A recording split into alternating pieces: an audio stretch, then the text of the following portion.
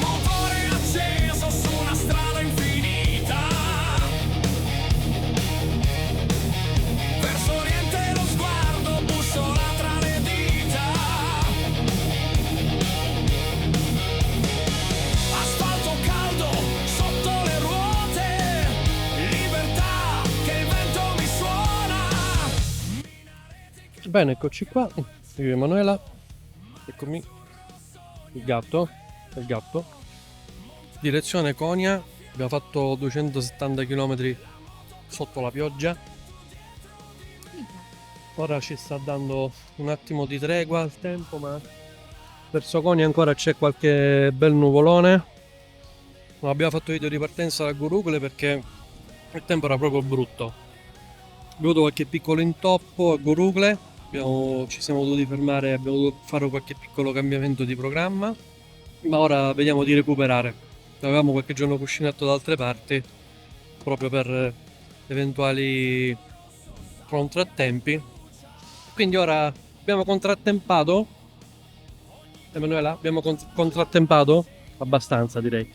E adesso proseguiamo verso Konya, città che non abbiamo ancora visto, città che riserva grandissime sorprese, almeno è una cosa, una cosa che vorrei fare, sperando che il letto sia comodo.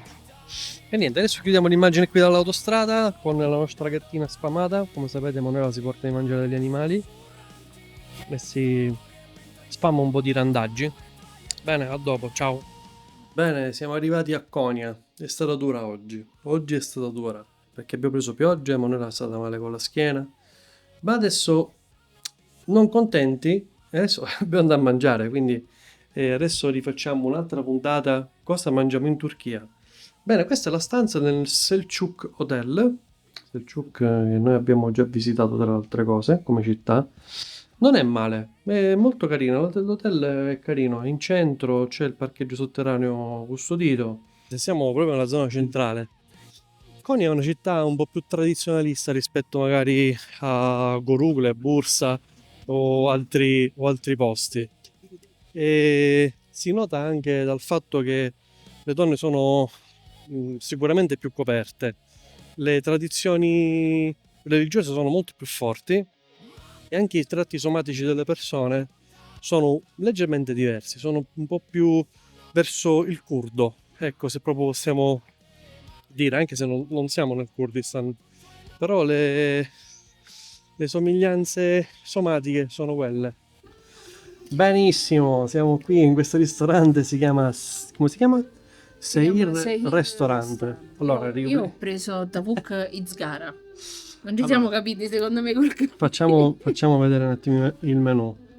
Allora, questo qui è il menù con i relativi prezzi. Oggi siamo a più o meno il cambio oggi è a 57 lire turche per un euro. I soldi. Ma non è quello il problema. 500 tele al momento sono 9,46 €. Ok, allora questo qui dovrebbe essere uno dei ristoranti Il più piatto che costa cari. di più è 11 €. Sì, quello sto prendendo io. Ah, Questo dovrebbe essere uno dei ristoranti più cari che c'è qui in centro perlomeno. Allora, l'entrata è pazzesca perché sembrava chiuso e di fatto prendi un ascensore e arrivi al piano di sopra. ascensore, oddio. Sì, ascensore, magari dopo lo riprendo. Però va bene, va bene. Non parlano nessuna parola di inglese, quindi ci stiamo giostrando un po' con i traduttori, però Emanuele ha preso il pollo arrostito. Spero. Almeno Spero. si spera perlomeno. No, una cosa. E invece no, dice e invece io ho preso l'agnello, lo spiedino di agnello, detto shish. Allora, Allora, è arrivato il pollo di Manuela speziato, non so se si vede perché c'è un po' di buio in questo ristorante.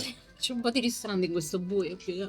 E poi questo qua invece è il mio spiedino d'agnello, un po' di verdurine e roba varia. Ora lo assaggiamo, ma penso che sarà molto buono, anzi faccio un assaggio in diretta, ok?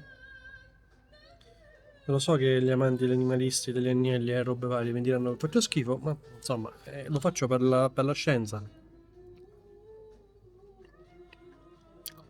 Mm. Niente, numero uno, per le carni, che carni troppo buono, veramente buono, top. Abbiamo chiesto il dolce, ma hanno fatto di testa loro, cioè ci hanno portato loro. Questo qui non sappiamo che cos'è e adesso ci verrà in aiuto la tecnologia. ovvero Forse. Forse. Che dice Gianni? Grazie. Mi fa molto piacere. Ok, Emanuela mi ha sporcato con l'acqua. Ti sei bagnato molto? Mi sono bagnato tutto. Sono tutto bagnato. È una tipica helva turca, ovvero l'alva di farina o di semolino, lavorata con la classica decorazione a onde fatte con il cucchiaio, una spolverata di cocco grattugiato sopra. A Konya è un dolce tradizionalissimo, spesso offerto come segno di ospitalità. Mm. Ok. Ok, e come segno di ospitalità, cosa ha fatto Emanuela? Mi ha buttato l'acqua addosso. Guardate qua che guaio ha combinato. E poi dice che sono io che combino sempre guai. Va bene, che facciamo? Ci mangiamo il dolce? Vai. Ok, perfetto. Giornata finita. Ok, questa è l'uscita del ristorante.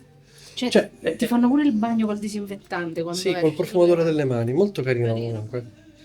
E il locale è di quelli non turistici. No. Molto carino. Davvero molto molto carino. L'ascensore entra, Manuela. Eccoci qui. Allora, se tutto va bene, ci vediamo al piano zero. Porca. Non so se avete notato. No, non le riprese. Sì, l'ho ripresa, l'ho ripresa. Cioè, parte Allora, prima l'ascensore e poi si chiude esatto. la porta. Prima parte l'ascensore e poi si chiude la porta. Quindi per logica. Però è veloce. Sì, dai. Ok, questa è l'uscita e arriviamo direttamente sulla strada. Ok? Va bene. Boh, non si vedrà più niente. Potrei attivare la modalità Super Night, ma ormai la serata è finita. Adesso ritorniamo in stanza. Ok, Emanuela? Ciao. Allora, eccoci a Konya. Adesso andiamo a visitare il museo o mausoleo di Mevlana. È un posto in cui tenevo particolarmente venire ormai da tanti anni, giusto per rendere omaggio a un poeta che io ritengo sia uno dei più belli da leggere per quello che riguarda la cultura islamica. E qui davanti al museo di Mevlana c'è accanto l'antichissima moschea, quindi è un complesso un po' più ampio rispetto a quello che si possa immaginare. E all'interno ci sono le spoglie del maestro di Mevlana. Konya. Allora, Konya è una città enorme, fa milioni di abitanti, circa 3 se non ricordo male, è divisa tra il centro storico, dove siamo adesso, e il centro culturale nuovo, quindi più o meno a una ventina si estende in una ventina di chilometri tra la parte nuova e la parte vecchia. Konya si differenzia da altre città sostanzialmente perché le basi, le radici della sua cultura sono nettamente diverse rispetto alle altre parti della Turchia. Qui Konya è stata la capitale dell'impero Selciukide e ne rispecchia ancora le sue tradizioni. Bene, siamo entrati al museo di Mevlana e adesso vediamo di fare qualche clip. La giornata c'è un po' freschina di mattina, però poi aumenta la temperatura. E l'entrata è libera, non si paga soltanto l'audioguida, non c'è in italiano, ma io più o meno sono abbastanza preparato, quindi non credo di averne bisogno, almeno credo.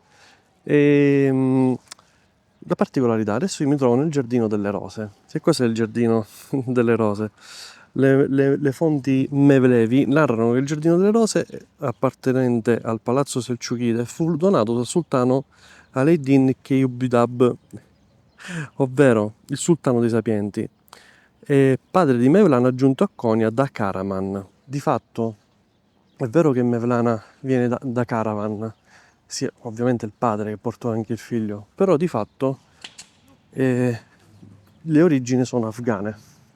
Almeno le fonti dicono che, cioè, fanno supporre che siano di origine afghana. Il sultano donò il giardino delle rose per la sepoltura del padre di Mevlana. Allora, che dovrebbe essere? Allora, io non voglio dire niente, secondo me dovrebbe essere da quelle parti lì. Chissà, ora vado a verificare. Alla morte di Mevlana stesso, quindi il poeta, venne seppellito vicino al padre. Ecco, questa diciamo è la versione più vicina a quella che è la realtà. Ora sicuramente mi cazzieranno in qualche maniera perché, non lo so, mi sento particolarmente osservato. Ci sono tanti tanti personaggi in giro, particolarmente contrariati secondo me, non lo so, ho questa impressione. Ecco, qui abbiamo parte delle sepolture, queste sono le sepolture più antiche. Questo io già l'avevo visto, purtroppo in molti manca il nome, come possiamo vedere. Allora, questo è il sarcofago di Mehmet Bey. Allora, Mehmet Bey, che poi, anche se non ci sono iscrizioni, ma sappiamo storicamente chi è Mehmet Bey, il mausoleo qui è stato costruito tra il 1534 e il 1535. Mehmet Bey è il figlio di Mustafa Pascià di Bosnia, deceduto nel 1534. Vediamo, è una sepoltura particolare perché effettivamente come culto dei morti i musulmani non dedicano chissà quali architetture. Qui però abbiamo una sepoltura effettivamente un pochino particolare. Si vocifera che Mehmet Bey sia stato ucciso a seguito di una congiura e prima di morire ha ucciso ben 8 soldati che hanno provato ad assassinarlo. Poi ne sono venuti praticamente un'altra dozzina ed è morto, ed è ispirato. Purtroppo prima i pascià praticamente quando venivano sostituiti, quando venivano cioè era molto comune il fatto di essere sempre a rischio di omicidio. Sembrano veri. Effettivamente qui in queste sale si preparavano alle cerimonie i dervisci rotanti. Qui ti fanno vedere più o meno quelli che erano alcuni riti. Per esempio questa è la mensa, faccio vedere, questa è la mensa, lì c'è lo studio e lì c'è la danza. Non a caso sono stati messi in fila proprio in quest'ordine, quindi mensa, studio e danza. E poi c'è la vita comune dei monaci, vedete la cucina. Entriamo nel mausoleo dedicato al grande Mevlana, poeta e capo dei dervisci. Un'area veramente sacra, molto importante per la cultura islamica, per la cultura della gente di Konya. Purtroppo non so tradurre le scritte, ma sicuramente sono, da quello che posso capire, sono iscrizioni coraniche. E lì, all'interno del sarcofago più grande, la tomba di Mevlana.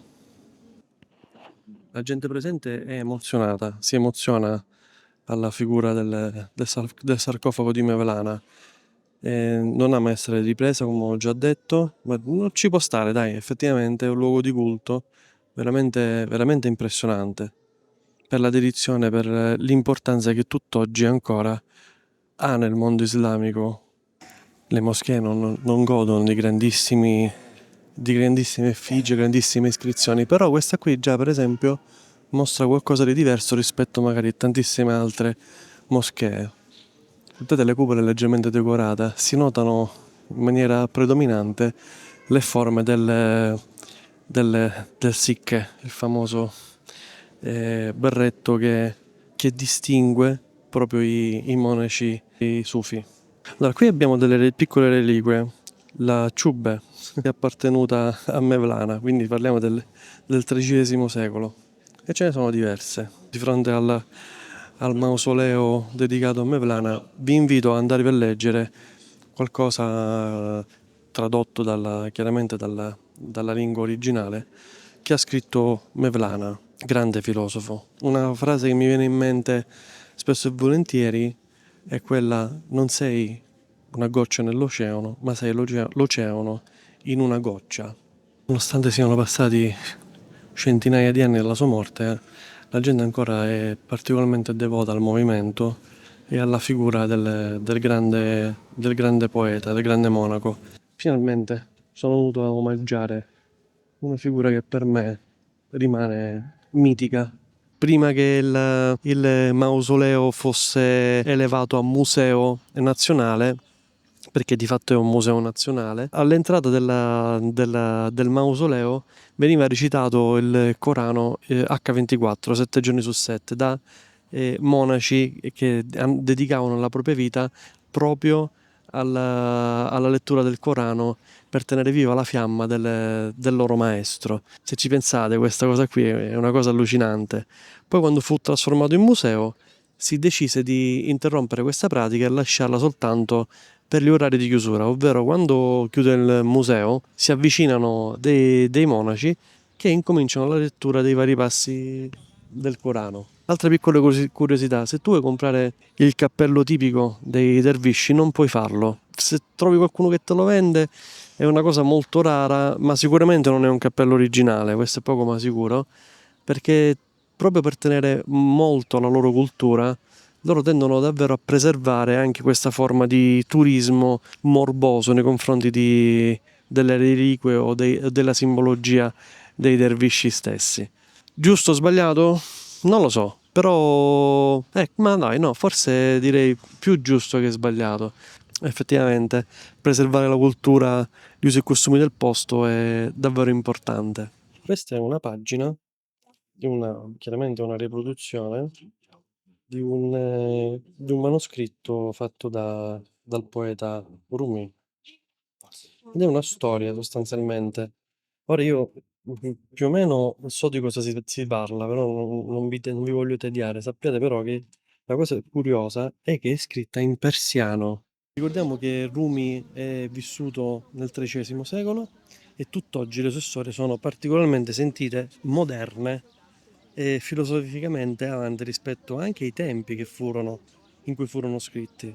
Per esempio, nella pagina che vi ho mostrato poco fa, la parola centrale in rosso si traduce con l'iscrizione Hikayat, che significa racconto storia, cioè tipo storia.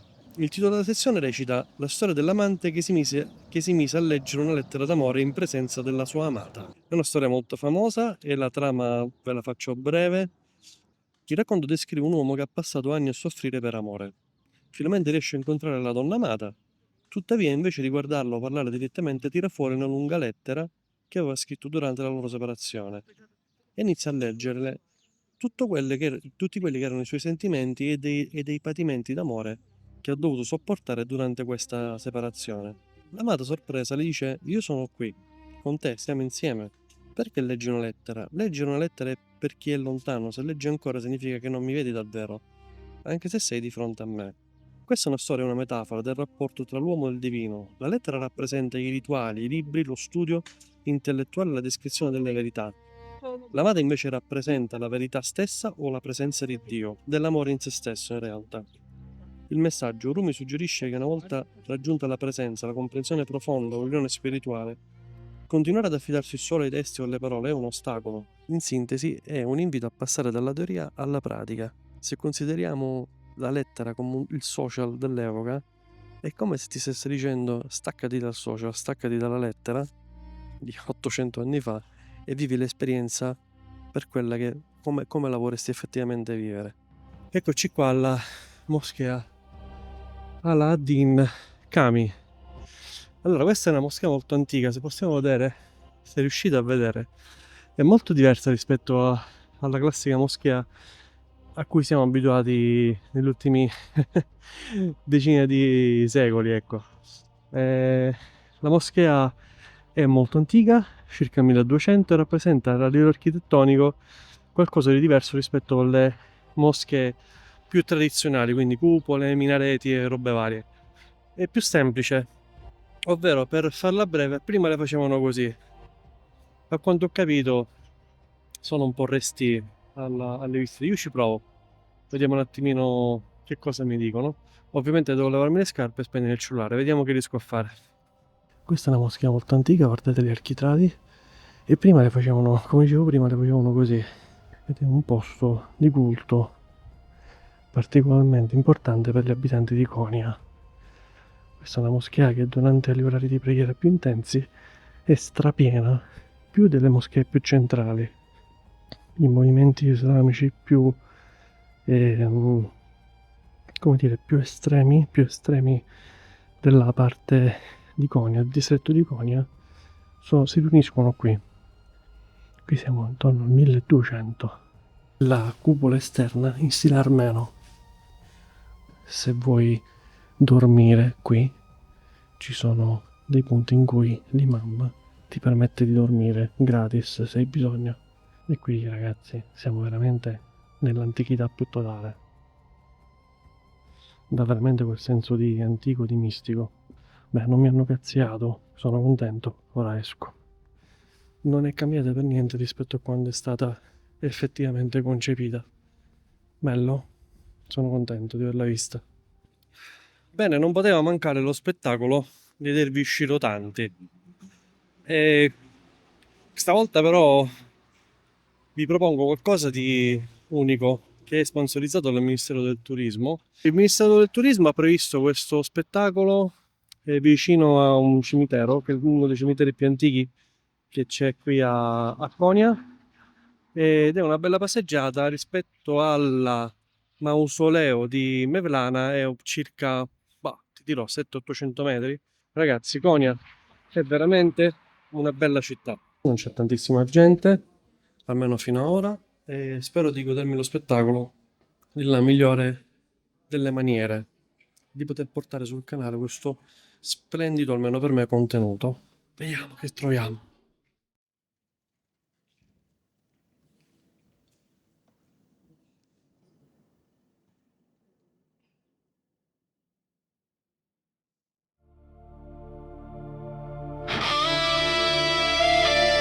Sen okyanusta bir damla değilsin. Sen bir damlada koskoca bir okyanussun.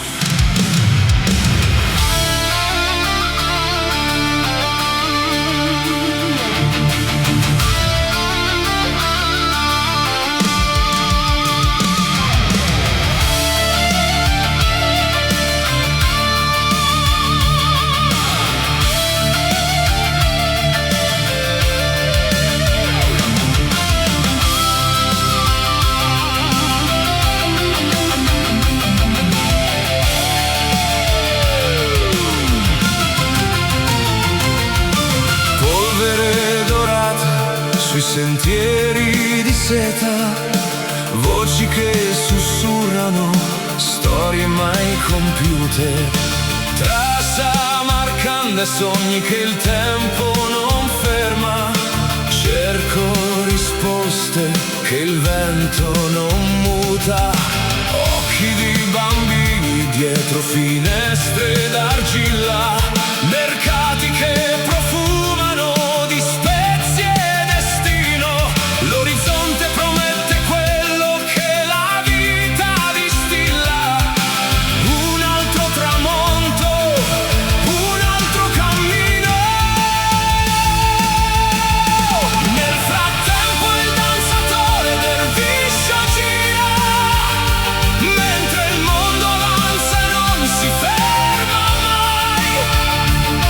La sua veste bianca nell'aria che danza custodisce segreti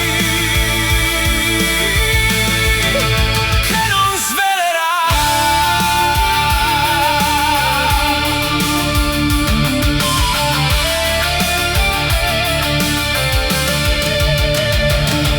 Montagne che toccano cieli di rame, fiumi che cantano lingue dimenticate. Ogni passo raccoglie quello che l'anima cerca, tra preghiere preghiere antiche, albe rubate. Istanbul si sveglia tra due continenti, ponti che uniscono quello che divide. Nella mia tasca conservo frammenti di luoghi dove l'anima ancora risiede. Nel frattempo il danzatore derviscio gira, mentre il mondo avanza e non si ferma mai. La sua veste bianca nell'aria che spira custodisce segreti che non svelerà.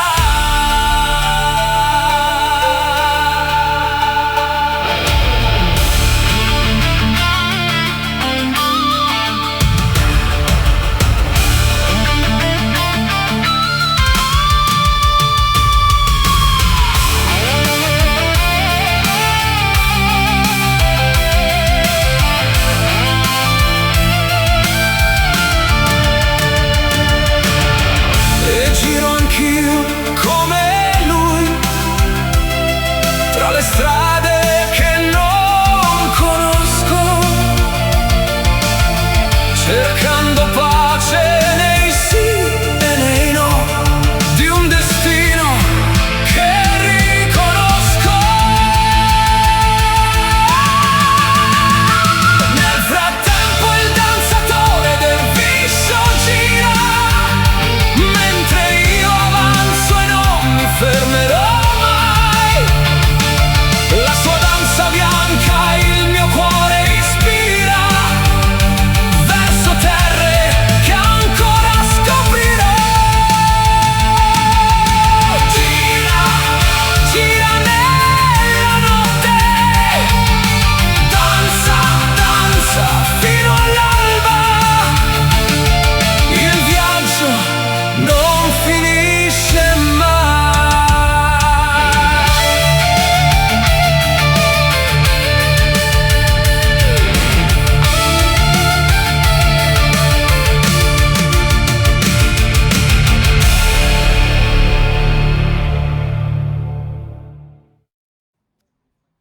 Bene, che cosa abbiamo imparato stasera? Che il movimento Sufi è un movimento molto più complesso rispetto a quello che si poteva immaginare. E c'è veramente tanto da imparare dalla religione islamica, dai vari movimenti, dalle sue sfaccettature che sono infinite. Spero che qualcuno possa interessarsi e approfondire, perché io non sono in grado di fare una lezione completa su questo tipo di cultura. Ho un'idea, però anche all'interno del suo complesso eh, istituzionale, chiamiamolo così, ci sono anche i vari movimenti sciiti, eccetera, eccetera. Quindi anche tra di loro ci sono delle divisioni. Ragazzi, lo spettacolo è molto bello. Tra l'altro, io non lo sapevo, pensavo che fosse soltanto il sabato. Di fatto, invece, il Ministero della Cultura l'ha esteso praticamente a quasi tutti i giorni. E la particolarità è che lo sheikh, quindi l'uomo più anziano, è il loro capo. Per far parte di una confraternita ti devi affidare a uno sheikh che evidentemente diventa il tuo mentore. Ecco, che poi sheikh ha assonanza con sceicco, però di fatto parliamo di un mentore. Se vi ho acceso un po' di curiosità, questa è la strada per poter venire a Konya a vedere lo spettacolo originale. Credo che sia uno dei più belli, se non il più bello, ma comunque il più significativo, che di fatto è di fronte al mausoleo di Mevlana, quindi ha anche un significato storico e culturale e un simbolismo sicuramente molto molto interessante. Adesso io rivado dalla mia Emanuela, che poverina non è potuta venire per varie motivazioni. Peccato che non è potuta venire, io sono dovuto venire per forza perché non potevo perderlo. Anzi, in realtà mi ha spinto proprio Emanuela, perché io da solo non volevo venire. Però devo essere sincero, grazie Emanuela che mi hai spinto a farlo, perché tu sai benissimo quanto io sia attratto da questo genere di cose, e perdermela proprio a Konya sarebbe stato un peccato per me. Ritorniamo alla vita civile. Anzi, ora dovrei trovare qualcosa da mangiare. Sono più o meno le ore, guardo l'orologio, non è tardi, le 9:15 più o meno. Adesso troverò qualcosa da mangiare in quel di Konya. C'è venticello, il tempo non è proprio il top. Dai, guardate che bello nel frattempo questo viale. Peccato che la luce non darà modo di far vedere tutto, soprattutto questa luce gialla. Guardiamo la Konya by Night, trenini. Purtroppo mi sa che ho un problema con le luci, non si vede niente. Comunque chissà se si vede il mausoleo da qui. Il mausoleo di fronte all'Istituto della Cultura. E sulla destra leggermente c'è una, neanche a farlo apposta, la luna che forma una mezzaluna. Guardate che bella. Non so se si vedrà, magari la zoom, chissà se si vedrà. Boh, dopo di ciò basta, per oggi abbiamo finito, è stata una giornata intensa, bella, anche se senza la mia Emanuela che mi sta aspettando.